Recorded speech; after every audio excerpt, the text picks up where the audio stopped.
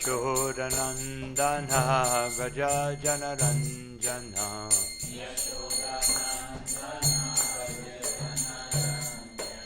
Yashodanandana Gaja Janaranjana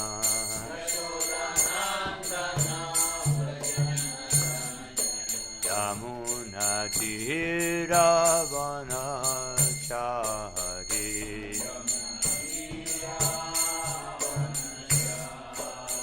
Yamuna Tiravana Chari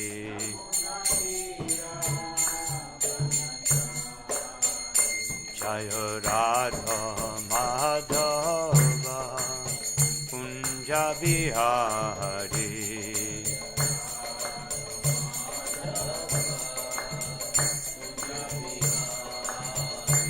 Jaya Radha Madhava Kunja Bihari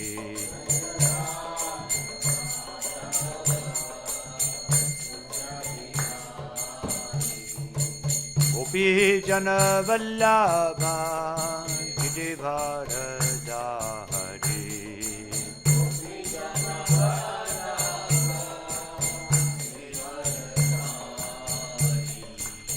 Gopi Jana Vallabha Gidivardhari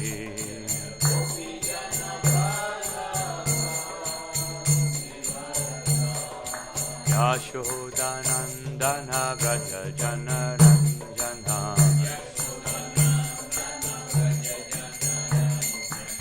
Yashodanandana Gaja Janaranjana Yamuna Tiravana Chari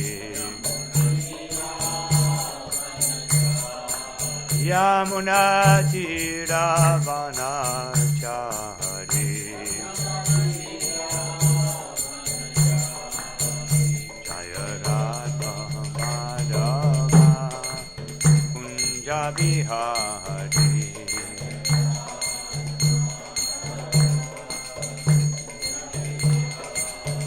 Jaya Radha Madhava Kunja Bihari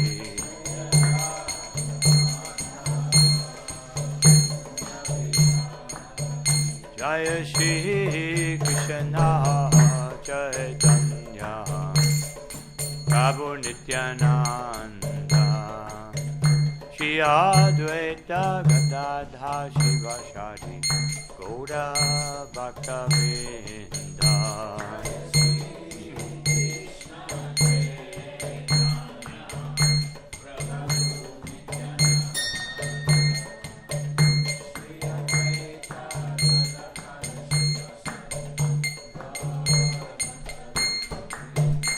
Hare Krishna, Krishna Krishna, Hare Hare, Hare Rama, Rama Rama, Hare Hare.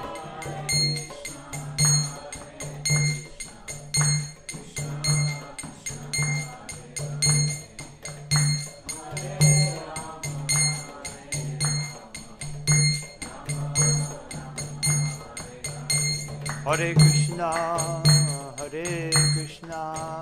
Krishna Krishna, Hare Hare, Hare Rama, Rama Rama, Hare Hare.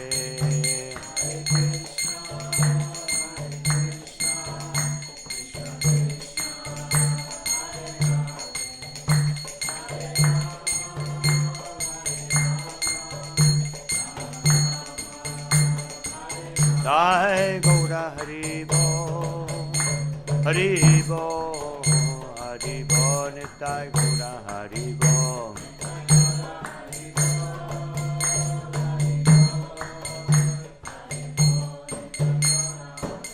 Jaya Jaya Prabhupada, Prabhupada, Prabhupada, Jaya Jaya Prabhupada.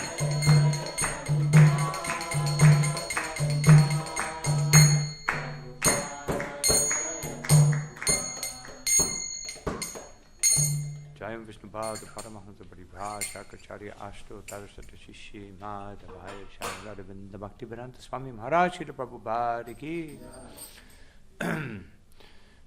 Grantaraj Srimad Bhagavatam Ki Skan BBT founder Acharya Srila Prabhupada Ki Jai Gaur Premanandi. All glories to the assembled devotees. All glories to the assembled devotees. All glories to the assembled devotees. All glories to Shri Guru Shri Gauranga Shri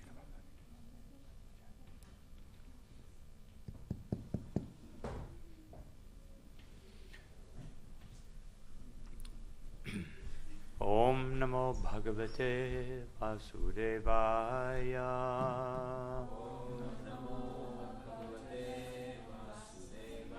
Om Namo Bhagavate Vasudevaya.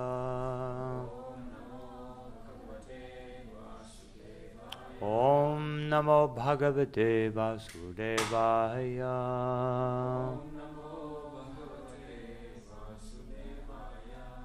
Hare Krishna. Sorry I was a little late, but the driver didn't know exactly how to get here, so I'm subject to whatever is available. Oh. Okay.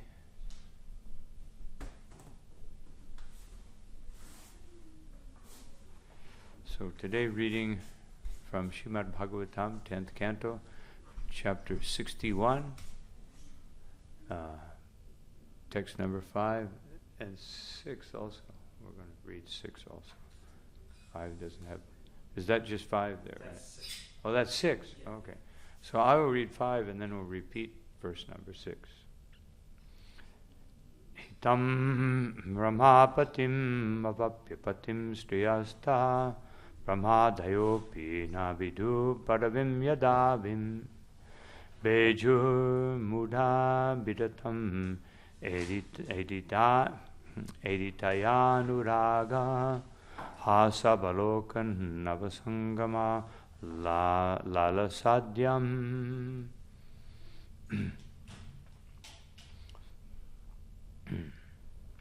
So, translation and mini purport by the servants of Srila Prabhupada. Thus these women obtained as their husband the master of the goddess of fortune. Although even great demigods like Brahma do not know how to approach him, with ever increasing pleasure they felt loving attraction for him, exchanged smiling glances with him, eagerly anticipated associating with him in ever fresh intimacy, and enjoyed in many other ways. Purport. This text describes the intense conjugal attractions the queens felt for Lord Krishna. So now we'll repeat this verse. Pratyudgamasana Vararhana Pada Shaucha Tambula Vishramana Bijana Kanda Malyai Kesha Prasara Shayana Snapano Paharyai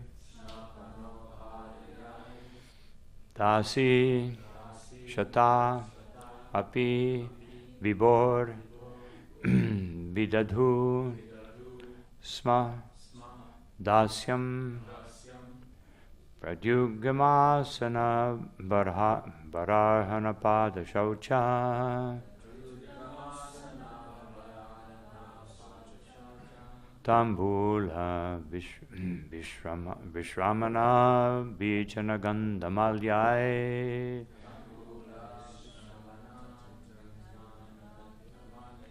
Kesha Prasara Shayana Snapano Paharyai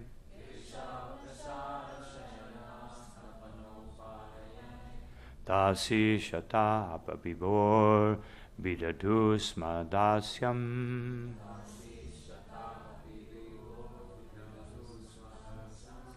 Pradyudgamasana Vaharanapada Shaucha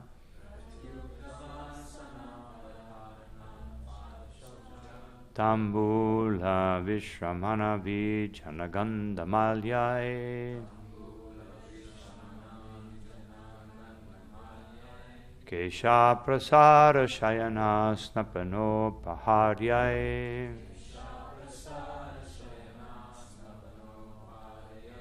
Dasi Shata Apabhibho Vidadhus Madasyam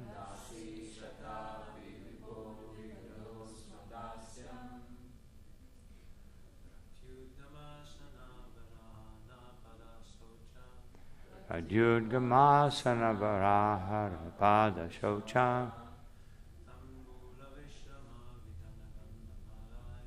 Ambula Vishrama Vijana Gandhamalyae Kesha Prasara Shayana Snapano Paharyae Dasi Shata Api Vibhor Vidadhus Madasyam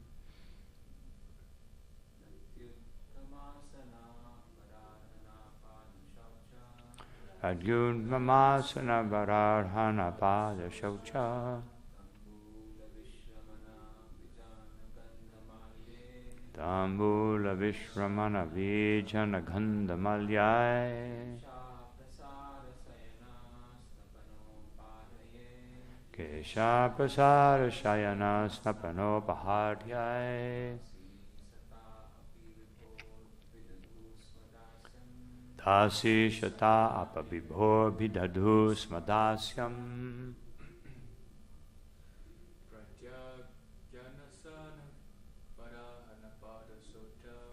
Pradyudgamasana Vaharana Pada Shaucham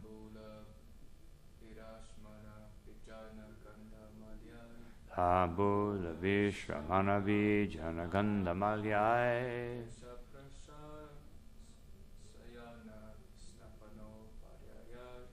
Kesha Prasara Shayana Snapano Paharyae Dasi Shata Apabhibhor Vidadhus Madasyam Vaishnavi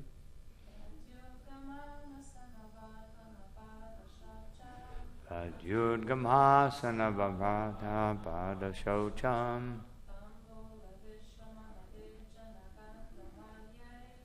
Tambula Vishrama Vijana Gandhamalyae Kesha Prasara Shayana Snapano Paharyae Dasi Shatapya Vibho Vidadhu Dasyam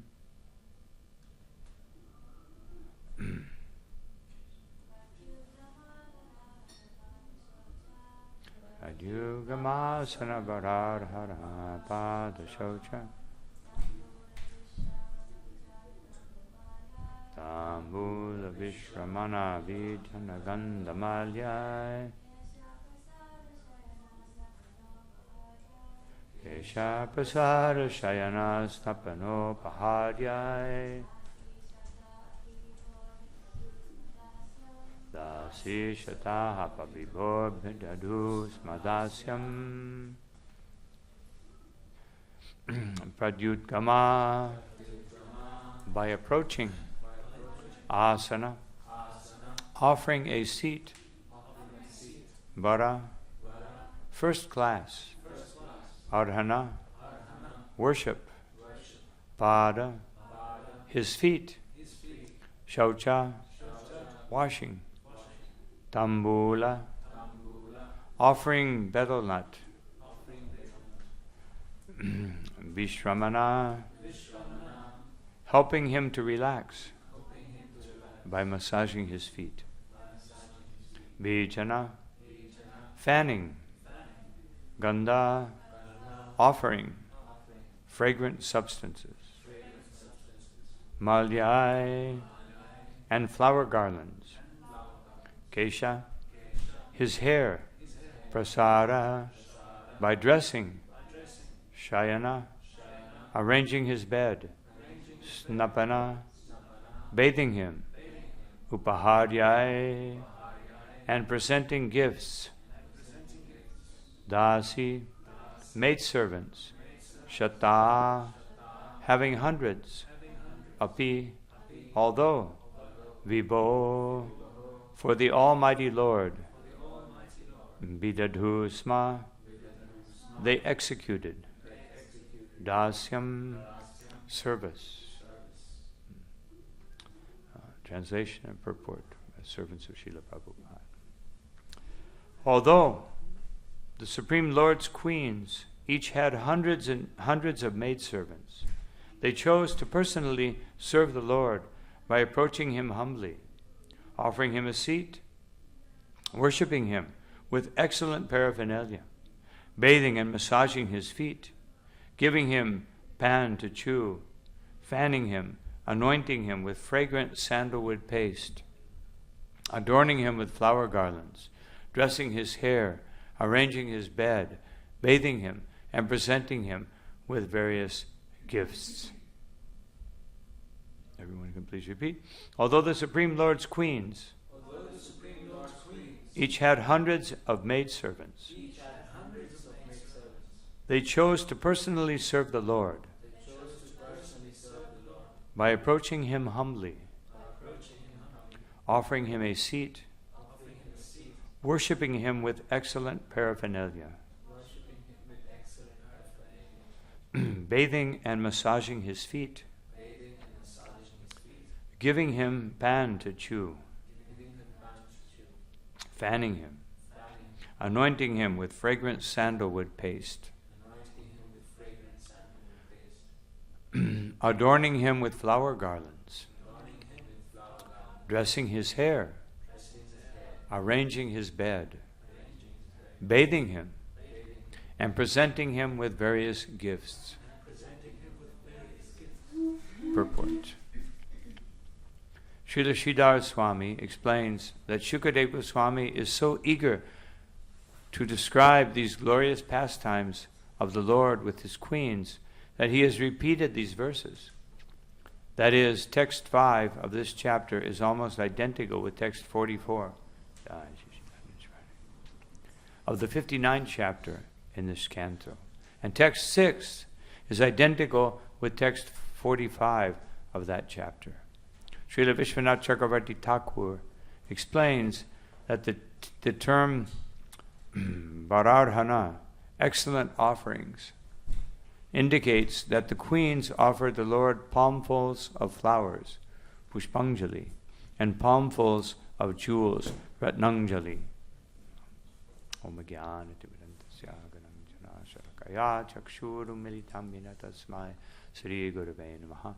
Shri Chaitanya Manobhishtam Stapitam Yena Bhutale Swayam Rupa Kada Mahyam Darati Shva Patanti Ham Namo Vishnu Padaya Krishna Prasthaya Bhutale Shrimati Bhakti Vedanta Swami Niti Namane Namaste Saraswati Deve Gauravani Pracharine Nirvishesha Shunyapadi Pastyatya Rishatarine Shri Krishna Chaitanya Prabhu Nityananda Shri Advaita Gadadhar Shivashari Gaura Bhaktavinda Hare Krishna Krishna Krishna Hare Hare Hare Rama Rama Rama Hare Hare. So it's mentioned here in the purport of this last verse that these verses are practically identical with previous verses. So I'm going to go to those previous verses to see what is said about those previous verses and may enlighten us more about each one of these verses. These chapters, these particular chapters, are a little different in a sense that, especially the chapter we're reading now, is more or less a humorous pastime of Lord Balaram. Only Krishna can kill someone and make it humorous. Killing is not a very nice thing in this world. But when Krishna kills someone, especially Lord Balaram, the way he kills Rukmi, is kind of enjoyable.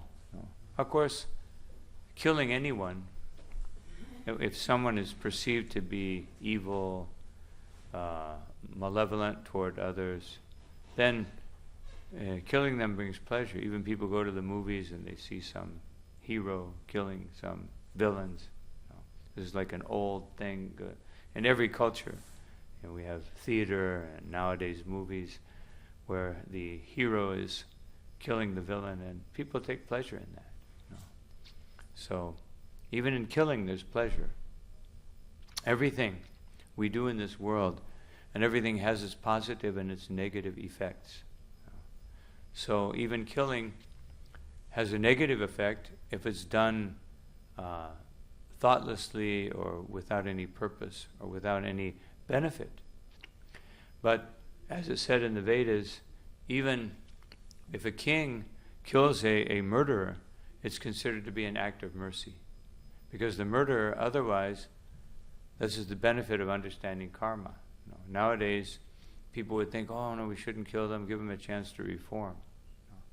And even if they do reform somehow or another, if one understands the law of karma, for killing someone, you have to be killed. So if the king doesn't kill them, in a future life, they'll have to go through all kinds of a reformatory act in this life, maybe go to jail for 50 years, and then they get out and they try to be a good citizen, but still they'll have to be killed in the next life. So instead of wasting all those 50 years and taxpayers' money, then the king would kill them, in a nice way, not like they tortured them, they just, kill them. And then immediately they began their next life without those 50 years, so they gained 50 years. So this is the benefit of understanding the science of the soul and the real system of justice, according to the laws of Manu, not according to the laws of the queen or the laws of the president or the laws of the people. Because people and the king and the queen, although a king and a queen and a president may be a little more qualified, people in general will vote for whatever is favorable for their senses and their mental condition. They won't vote for what is favorable to the soul unless they're educated. And educated people voting, those are the Brahmins. Brahmins were able to vote in Vedic society. In Varnashram society, actually, there was democracy, there was communism, there was capitalism. Everything was there. Everything we divide up now and fight over was automatically achieved. The Brahmins were democratic. The sages were anarchical. They were the anarchists in the sense that they just wandered and freely avadutas. But they were spiritual. But they had no one ruled over them. So if you wanted to be an anarchist, you had to be qualified. Nowadays, an anarchist is usually considered to be like the lowest, disobedient, rebellious person. But their rebellion was against anything that restricted the flow of spiritual realization. So that type of anarchy is welcomed in society. But you have to be qualified. An anarchist in modern society is the least qualified, but an anarchist in Vedic society was the most qualified. Otherwise, to not follow the rules, you had to be, even in Krishna consciousness, we have Raganuga Bhakti. So in Raganuga Bhakti, there are no strict rules to determine one's spiritual path, because one is automatically attracted to Krishna, but one has to be qualified. You just can't say, well, I think I like the Raganuga program, and I'll follow that. You have to be qualified. And then Brahmins were democratic because they had the ability to choose things in an intelligent way. And what was best, not just for them, but for everyone. Then the Kshatriyas, they were monarchical. They were educated. They were trained. They were disciplined. They knew how to rule people in such a way that was beneficial for everyone. And the most important thing for them was that everyone was protected properly. Everyone's rights were protected. Then the Vaishyas were capitalists. They were but they were controlled. Otherwise, there were taxes levied by the kings, and that was the external aspect. And by the Brahmins, they controlled their greed and their emotions by giving them proper knowledge. Nowadays, greed is encouraged. The more greed you can have, the better business. The more greed that can be generated in the population, is better business. But in Vedic society, greed was subdued. And then the Shudras were communists. Otherwise, they were treated equally. Everyone got an equal share.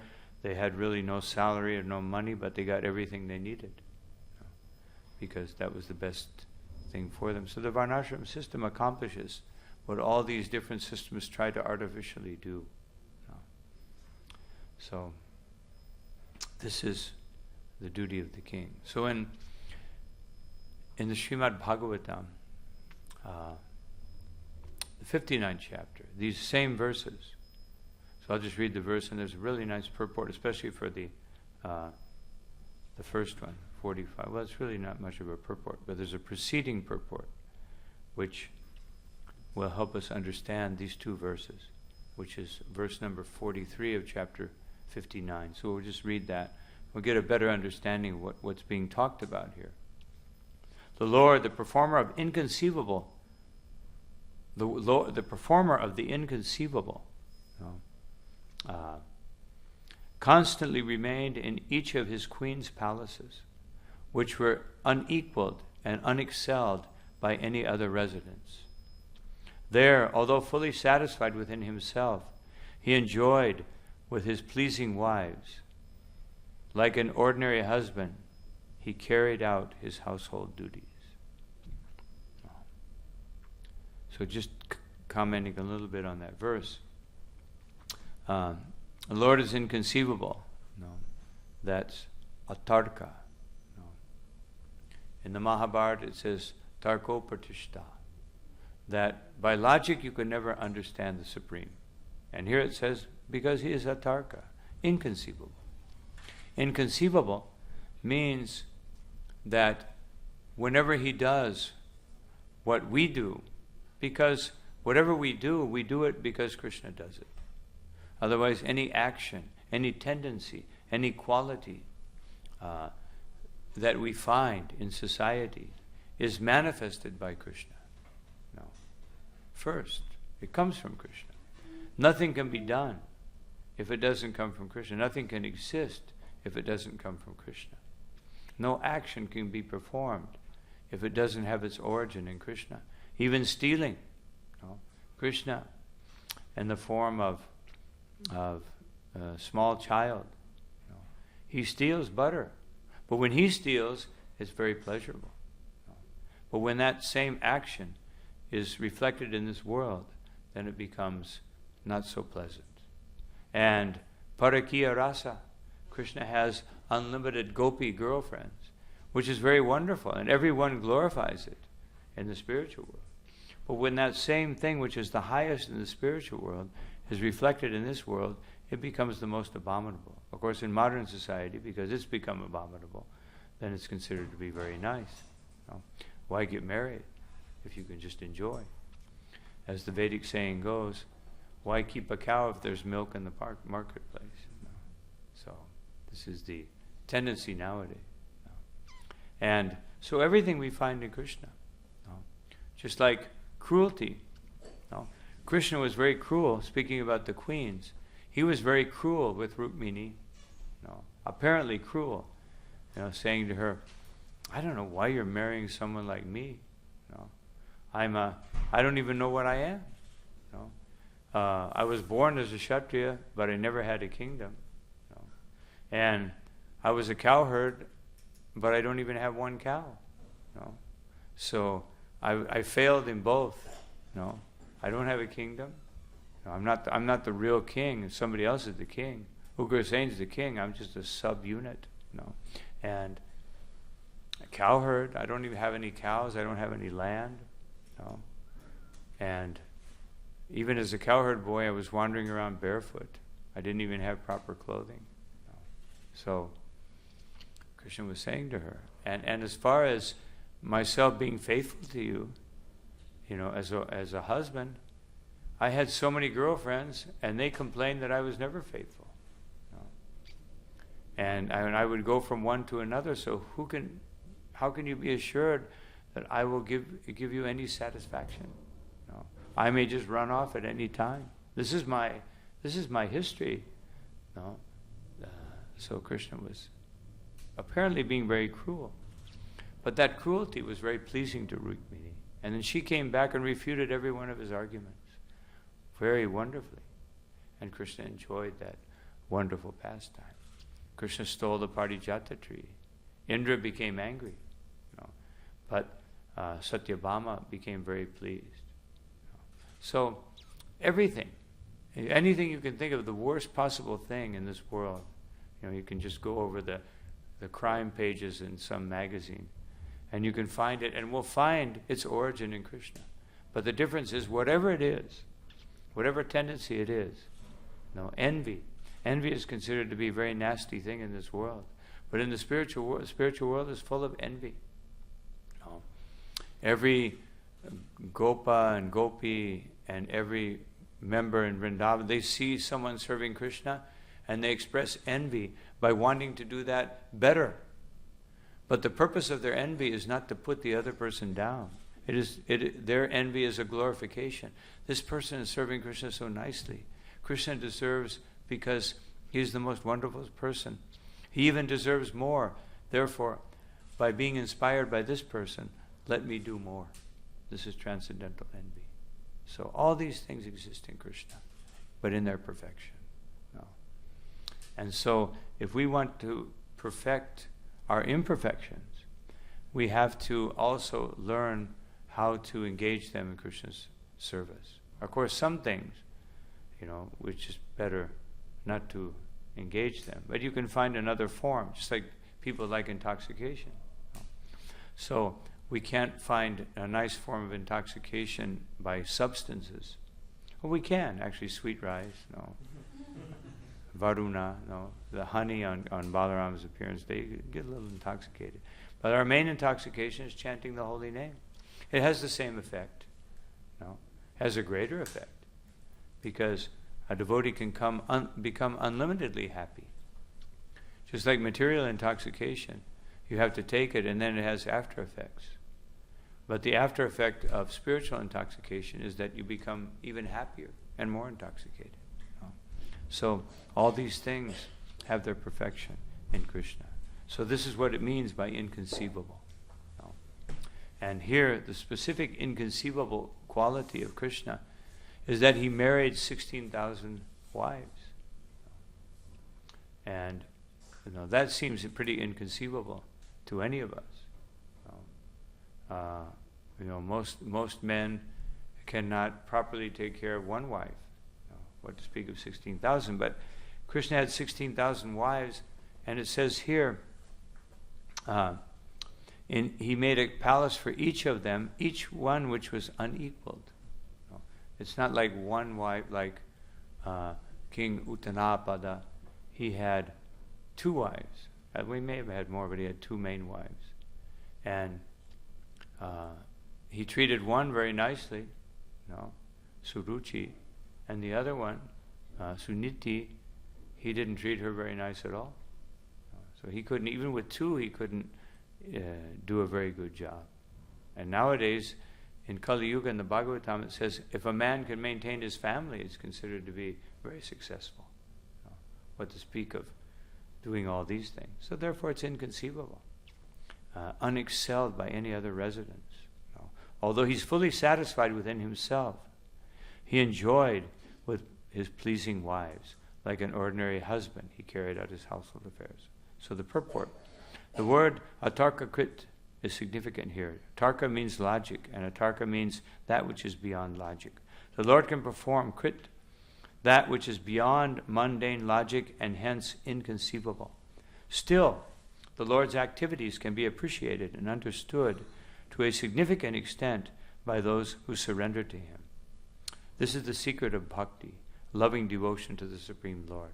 So, the secret of advancing and understanding Krishna is not intellectual capability. No. Otherwise, to understand something in this world, no. Well, of course, we have an equal. We have an equal, phenomenon in this world. But just to understand, generally to understand things in this world, it requires study, analytical ability, and a certain degree of intelligence. But to understand the feelings of another person, that requires sensitivity. And anyone can have that sensitivity. Of course, by our karma or destiny, we may not be sensitive. Therefore, there are so many people that are emotionally unhappy nowadays, because even their husband or their wife can't understand their emotions. But Krishna, being rasa parayana, the source and the perfect manifestation of all rasas or all spiritual feelings, can understand perfectly the emotions of each devotee. And in this case, 16,000 wives, he manifests a particular form, not only to be with the wife, but to satisfy her particular needs. Otherwise, there are yogis who could expand themselves 7 times, but each one of the expansions would do the same thing. But Krishna expands himself, and although all of those expansions are equal, it's not like, they diminish in any way. Each one of them is capable of doing something different. In this particular section of the Bhagavatam, Narada Muni was wondering about this. He was thinking, does Krishna expand himself like a yogi? No. So like when he scratches his head with in one palace, is he, all of the other 15,999 forms are also scratched, and then he does this and that. No. He went to one palace and he spied on Krishna. No. And Krishna was sitting with his child on his lap, smelling his head. And then he went to another palace, Rukmini, and Krishna was speaking very sweetly. They were having a nice conversation. And he went to another palace and Krishna was doing something completely different. No. So in this way, not only can Krishna expand himself 16,000 times, he can expand himself millions and billions and trillions of times, and quadrillions and unlimited times, to deal with each and every one of us in a very particular way. In the Bhagavatam, in the 14th chapter of the 10th canto, Krishna is described as Gunatma, the soul of all qualities.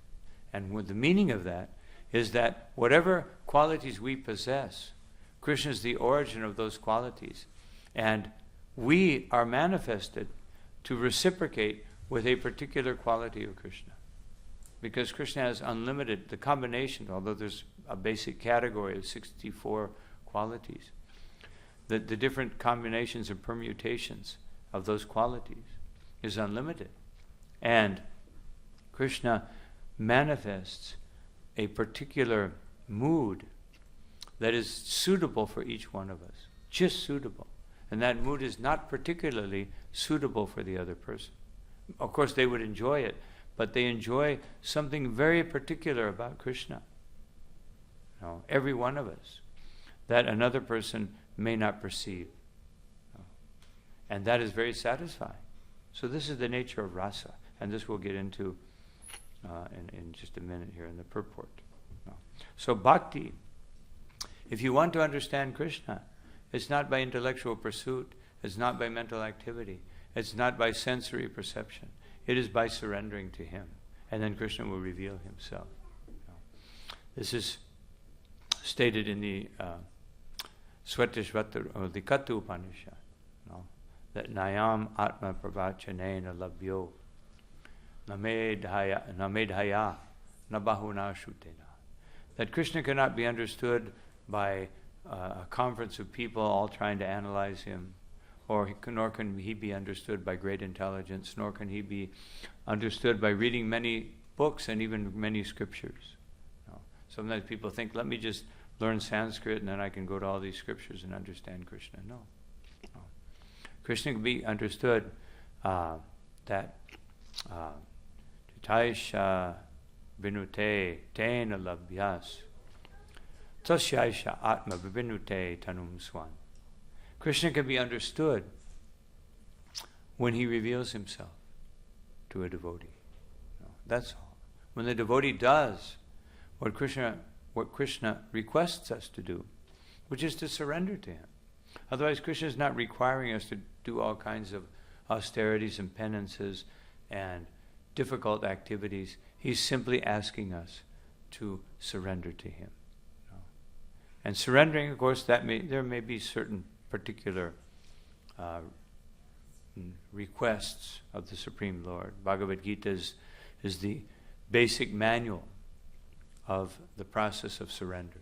Krishna describes all kinds of different situations that we may be in as a jnani, as a yogi, as a karmi, and how to bring that to fruition and then perfect it by surrendering to Krishna.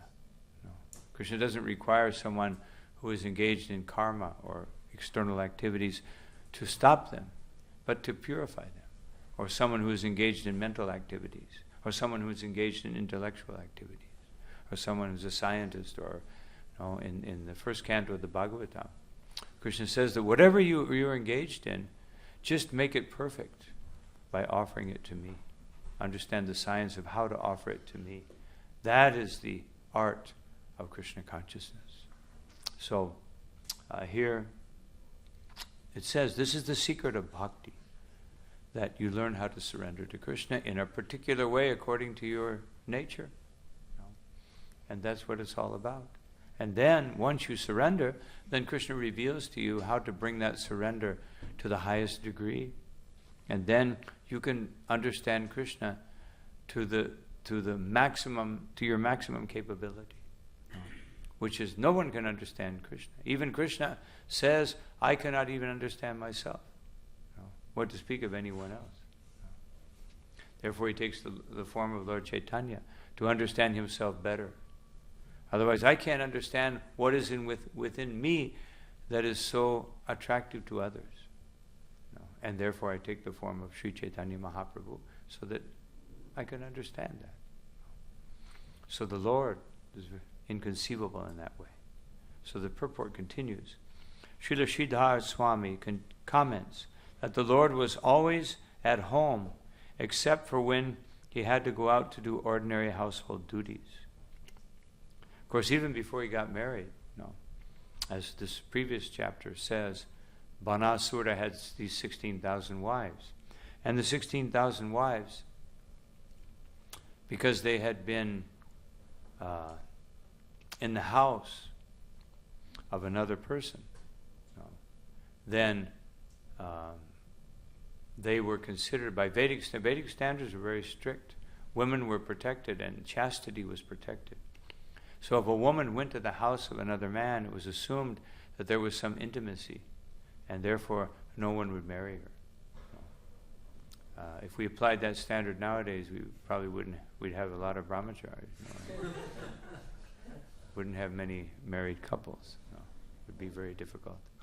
But probably a lot of unsatisfied brahmacharis and unsatisfied women. But this was the Vedic standard. It was very strict. So Krishna, they appealed to Krishna, what are we going to do? Now you've killed the person who was the only possible person to be my husband. So what are you going to do now, Krishna? You have to marry her. And just as it says in the next verse, in the last verse that we read, that with ever-increasing pleasure they experienced loving attraction, exchanging smiling glances with him, and reciprocating in ever-fresh intimacy, replete with joking and feminine shyness. So, Krishna is so pleasing that just by looking at him, just by canceling, of course this happens, So when men and women are attracted to one another, they exchange glances, smiles, and all the emotions are translated through different gestures. So they were intimating to Krishna that you have to marry us. This is considered to be the culmination in a civilized society, that the culmination of the exchanges of attraction between man and woman is that you get married. No, not that you have some relationship and then forget about one another. This is considered to be animal life. No. But in modern society, it's considered to be a little more intelligent. No. Why get all, entwined in something that's might break up in the future? No. This is modern society. But this was not acceptable. So, when they got married, then there was a dilemma that he got married to all 16,000 wives at the same time. No. And so, when you get married, especially in India or Vedic society, then everybody has to be there. No. One devotee told me, he said, I would like to marry an Indian girl because they're nicely trained, but at the same time, I just can't see going to a marriage every 2 weeks. No. It's like all the family members come. It's like a real social thing. So Devaki had to go to 16,000 marriages at the same time. So Krishna simply expanded her. And there was 16,000 Devakis, and there were 16,000 Vasudevs, and there were 16,000 of everybody. This is when you have a spiritual body, you can do this. When Krishna entered into Mithila, the city of Mithila, he was greeted by the Brahman Shrutadev and the king Bahulashva. And they both invited him simultaneously. Bahulashva, please come to my palace and I will give you a royal reception with all the paraphernalia. And Shrutadev said, I have no possessions, but I will receive you with mantras. So what did Krishna do? He expanded himself. But because Narada Muni and many other great sages were with him, and he expanded them also. And there were 2 Narada Munis and there was 2 of everybody. They could do this. When you associate with Krishna, Krishna can facilitate the ability to do practically anything. And therefore Jiva Goswami says that, practically speaking, the Jiva, when it reaches its perfection, as a sadhana siddhi, or a perfect personality, perfectly associated with Krishna, they can practically do anything that Krishna does. No. They have inconceivable powers. This is the power of the soul. This is what we have innate within ourselves. And we're attracted by, let me be able to make some money, let me be able to do some break dancing or whatever, let me be able to do this or that with my body or whatever. When actually we should be aspiring, even if we want to be materially accomplished, we should be aspiring to be able to do these things. No? Therefore, Prasad Maharaj said, Nahi vidu nate vidu swartakatim hi Vishnu. No. That even if someone is self-interested, your best self-interest is to worship Vishnu or Krishna. No. Even if you're self-interested. So, but a devotee is not self-interested. A devotee is not interested in any of these powers. Not thinking, let me surrender to Krishna so that I can expand myself unlimitedly. No, we're thinking, let me surrender to Krishna because he's so wonderful. Therefore, we have to hear about Krishna so that his wonderful qualities, it says, as being described here, some of them become very evident to us, and then we want to be with Krishna. Srila Vishwanath Chakravarti Thakur points out that since in Vaikuntha planets, Lord Narayan enjoys only with one goddess of fortune, and in Dwarka Krishna enjoys with thousands of queens, Dwarka must be considered superior to Vaikuntha. In this regard, Srila Vishwanath Chakravarti Thakur also quotes this following from Skanda Purana. So just on this point, we see Narayan is perfect, but Narayan enjoys with one wife, with Lakshmi Devi, and he enjoys unlimitedly. But still, the nature of the rasa is not complete. They sit together, they may say some joking words when they're in private, but most of the time they're sitting in front of all the other devotees. And it's very formal. Everything's very formal. No. It's wonderful. Lakshmi Devi is completely satisfied. No. Therefore, Lakshmi at one point, when she saw Krishna's rasa dance, she wanted to enter into the rasa dance. And so she did some austerities and penances, and then she went to the rasa dance. But when she got there and she saw the gopis dancing with Krishna wildly, she just she couldn't enter in. And later on, it was explained that why she couldn't enter the rasa dance. Because her rasa with Krishna is to massage his feet and to treat him in a very formal way, as we see, in the next passages, that the queens are engaged in, arranging Krishna's hair and bathing him. This is like very servile. But the gopis, they don't do that. They splash water on Krishna, and they take Krishna's hair and unarrange it, and they do all kinds of things like that, because their mood is more spontaneous and rebellious.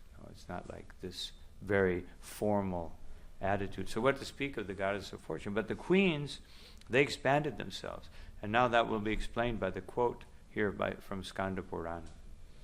At that place, 16,000 gopis were assembled with Krishna, who was considered the supreme, the supersoul, the shelter of all living beings.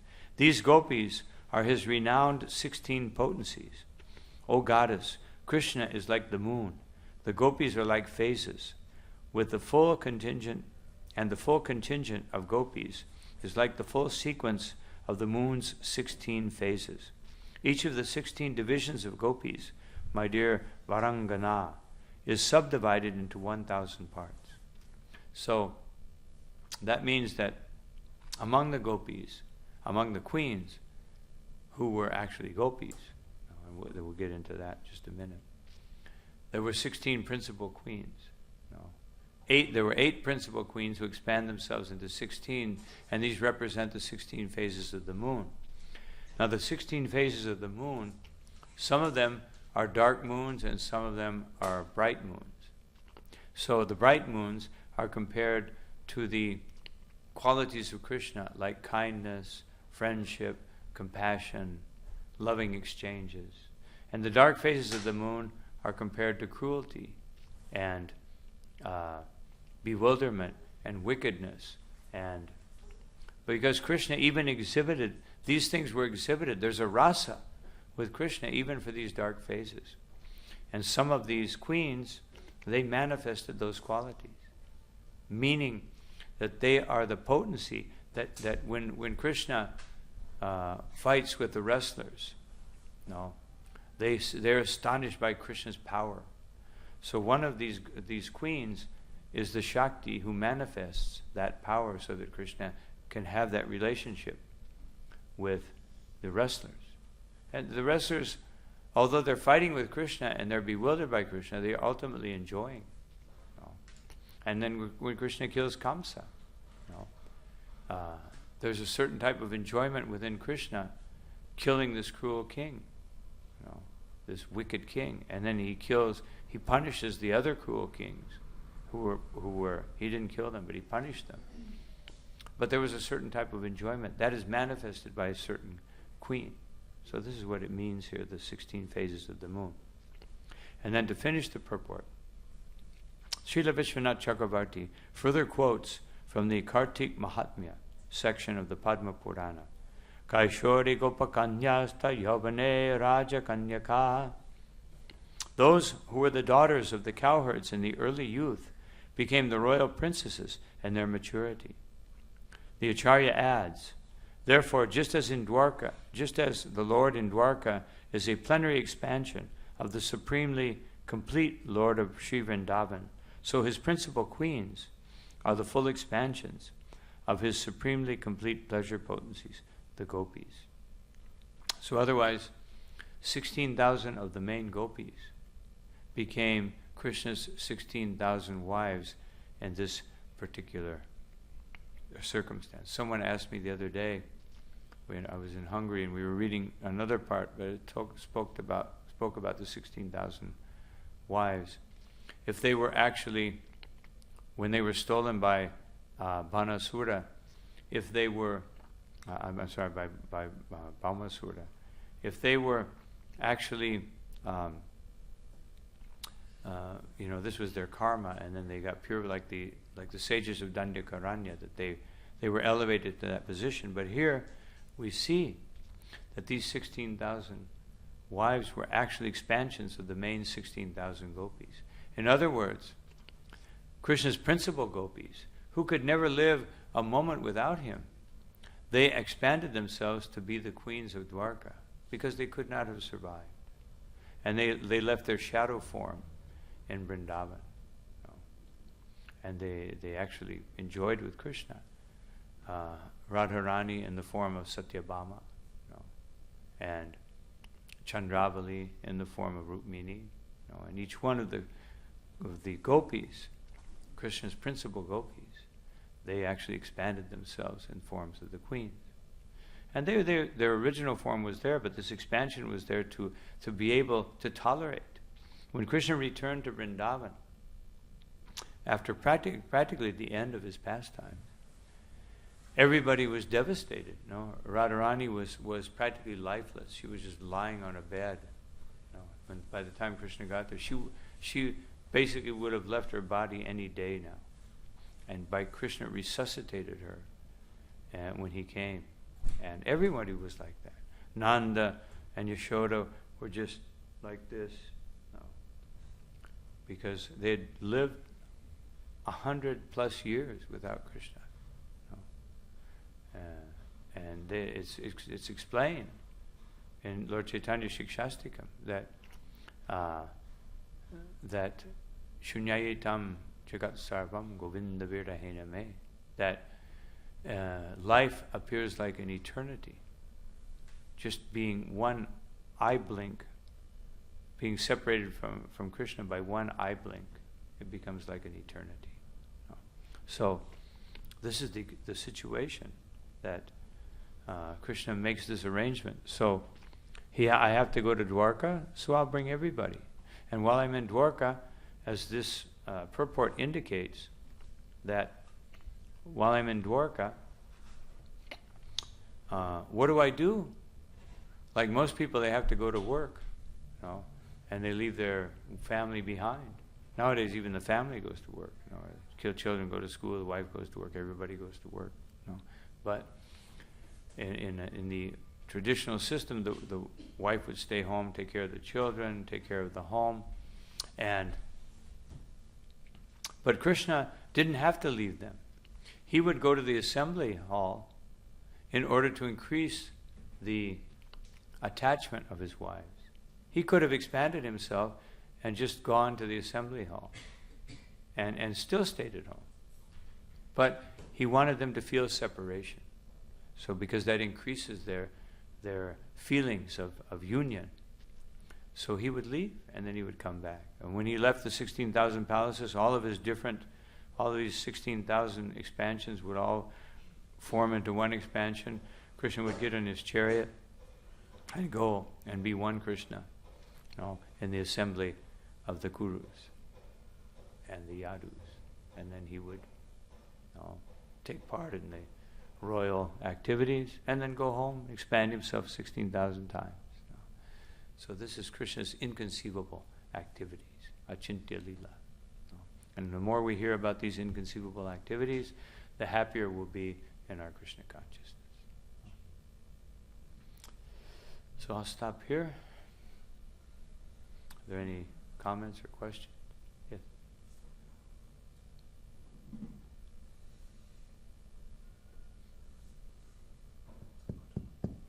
Hare Krishna. You mentioned that in Bhagavad Gita it described how from karma or jnana platform or from yoga platform we can become Krishna consciousness. Mm-hmm. But when we start, when we go on this path, eventually we should just neglect everything and practice pure devotional service, or it will happen even from jnana and karma platform of Krishna consciousness. Well, no, one can purify. One can purify jnana, one can purify karma. No. It's not that these things are undesirable, but if one stays, otherwise if one maintains one's attachment to karma, or maintains one's attachment to jnana, then they won't be able to surrender to Krishna. No. they will be Jnani yogis, and they'll be performing Jnana Misra Bhakti and Karma Misra Bhakti. Their bhakti, they'll do some bhakti, but they're still attached to this karma. I want to do this. No, they're not attached. Just like Srila Prabhupada used himself as an example, I was speaking about this yesterday, that in his married life, when Srila Bhaktisiddhanta Saraswati Thakur appeared in a dream and said, you should take sannyas, Prabhupada manifested the karma bhakti, the mood of karma misra bhakti. He said, how can I leave my family? How can I leave my wife, who cooks so nicely, although she wasn't very favorable to his mission? How can I leave my children? They're young, they're inexperienced. So he was showing us that even though one may think like that, one should accept Krishna's mercy. Then he had another dream and another dream. And then he realized that, yes, now I have to separate from this. So he was showing us by Yoga Maya's influence. Srila Prabhupada apparently was attached. He was attached, but by Yoga Maya. But then he left it. He gave that example. So sometimes we're attached to certain things, certain lifestyles, and therefore the Vedic system encourages us to go to the next phase of surrender. If you're attached to Gyan, then sometimes Krishna will arrange that you're defeated. And just like the example of Devananda Pandit, the example of the Digvijay Pandit, the example of Sarvabhauma Bhattacharya, the example of Prakashananda Saraswati. They were attached to their Gyan. And Sarvabhauma was he was very attracted to Krishna. To Chaitanya Mahaprabhu. But he was very attached to his Gyan. And so Chaitanya Mahaprabhu gave him association and then engaged in a conversation with him. And then he spoke to Lord Chaitanya for 7 days. And he said, you haven't asked one question. Are you not understanding Vedanta? And Mahaprabhu said, I understand Vedanta very well. What I don't understand is your explanation. And then he defeated him. He broke his pride, but in a very wonderful and sweet way. And then Sarvabhauma Bhattacharya could surrender.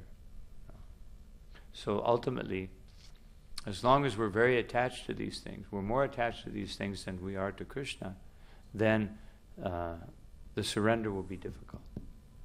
So Krishna, if a devotee is sincere and they want to do this, they want to overcome these things.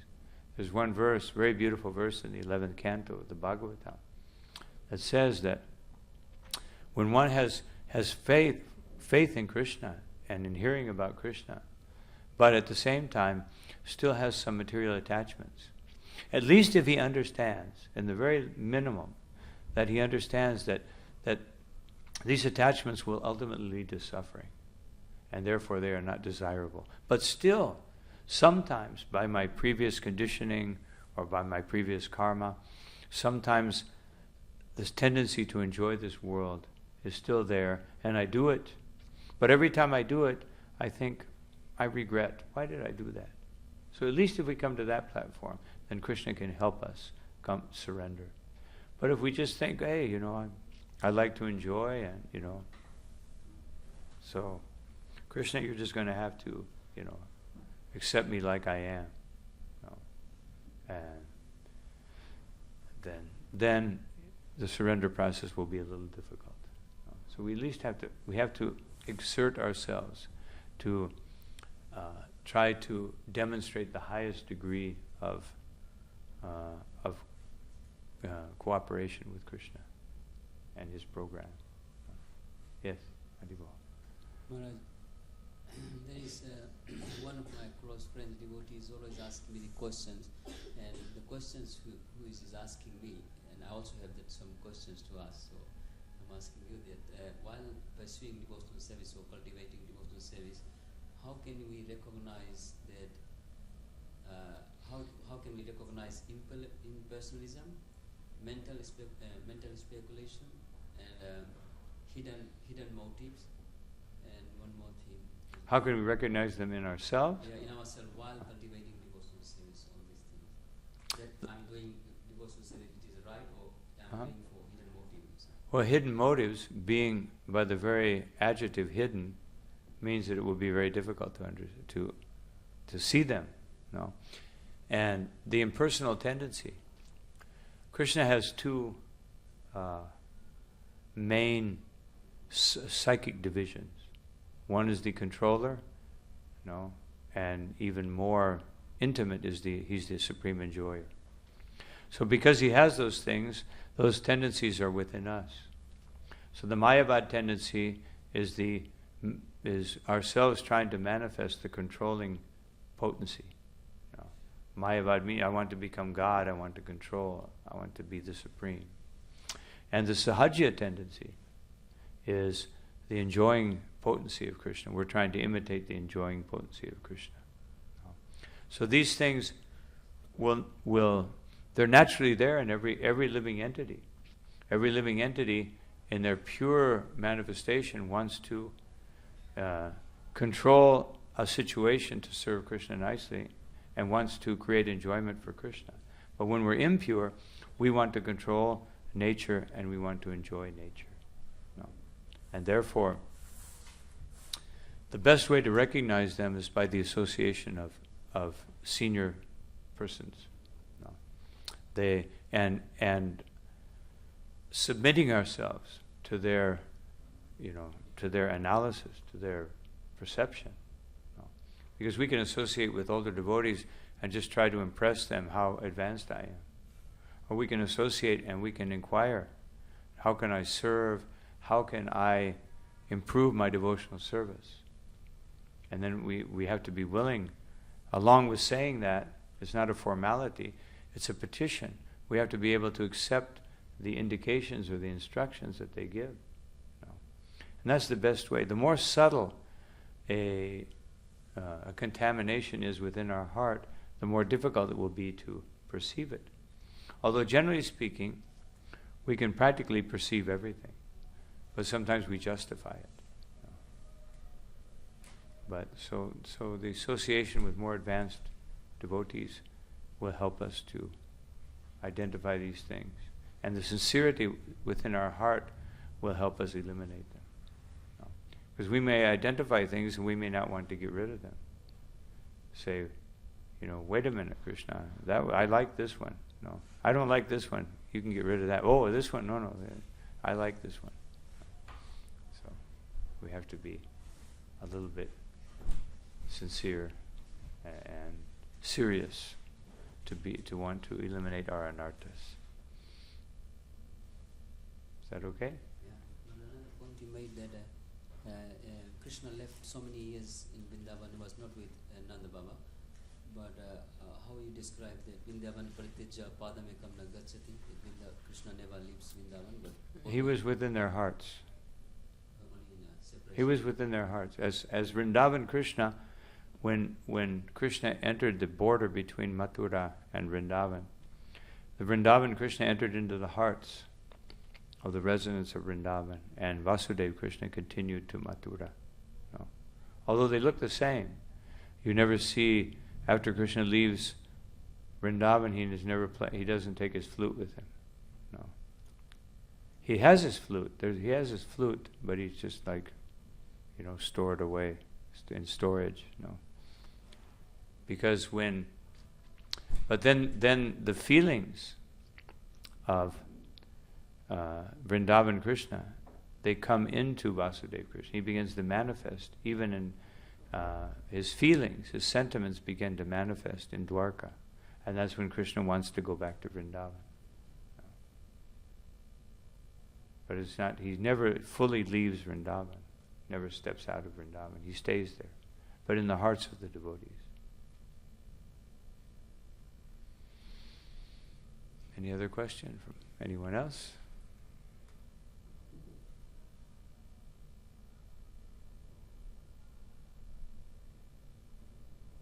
Okay. Thank you very much. All glory to Shri Guru, Shri Gauranga, Srila Prabhupada ki jai, Ananta Koti Vaishnava Vrinda ki jai.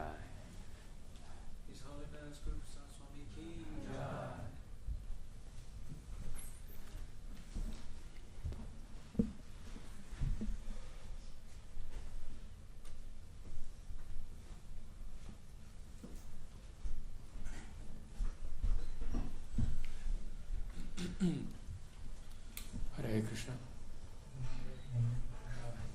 Thank you, Raj Maharaj, for the class. Now we just read the scores and the prayer.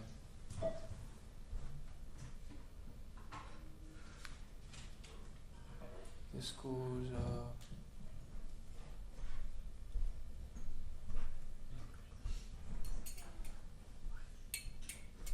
Would you mind reading? Oh, let me just read the prayer. And I'll just read okay. So. Okay. Please make this your daily prayer. You don't have to repeat that. Dear Shishi Radha Landanishwara, Jagannath Baladev and Subhadra, Sri Sri Gaur Nitai, and Giri Govardhan, we offer our most respectful obeisances unto you. With a mood of deep gratitude and appreciation, we request your causeless mercy upon us.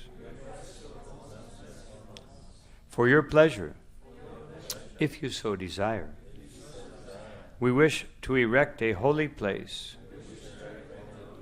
of your transcendental pastimes that will attract unlimited souls to your service and fulfill the vision of your pure devotee, Srila Prabhupada, for London. Please enable us to cooperate together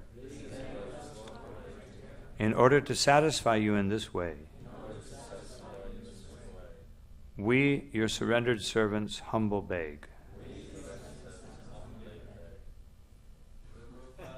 Jai.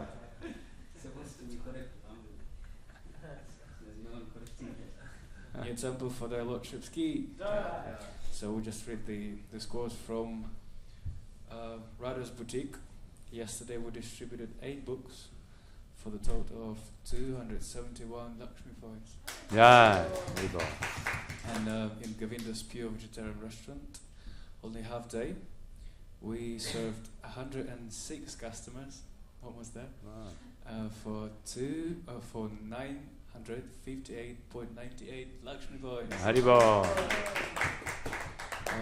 Yeah, the scores from the street. Devotees went out, but we didn't get the scores yet, so we'll read them tomorrow. We just need a few volunteers to serve breakfast prasad on the men's side. Someone? Alright, thank you very much. And on ladies' side? Yeah, alright. And some volunteers to help clean up the temple room. 1, 2, someone? Okay, let's see what happens. Okay. Prasadam Chay Ki. Yeah.